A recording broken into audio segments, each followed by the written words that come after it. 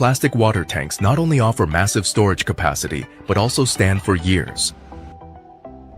But have you ever wondered how these durable and long-lasting tanks come to life?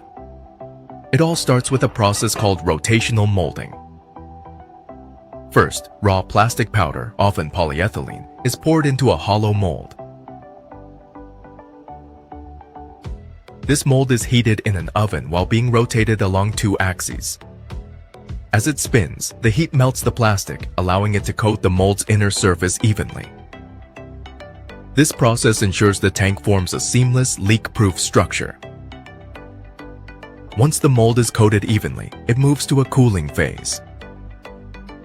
Here, cool air or water slowly lowers the temperature, making the tank harden.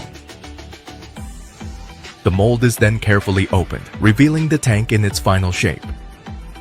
But it's not ready just yet. The tanks are trimmed to remove excess plastic from edges. Next comes reinforcement, adding ribs or extra layers to enhance strength and durability.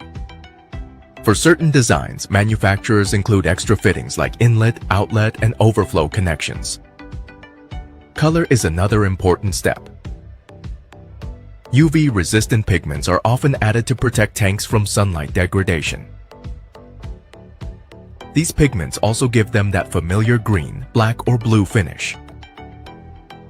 Larger tanks also undergo stress testing to ensure they can handle water pressure. From homes to industries, they're built to endure harsh conditions for years. But the innovation doesn't stop there. Some modern tanks even include layered designs for thermal insulation or algae prevention. In just hours, what starts as plastic powder transforms into a sturdy and reliable water storage solution. And that's how plastic water tanks make their way from the factory to your home.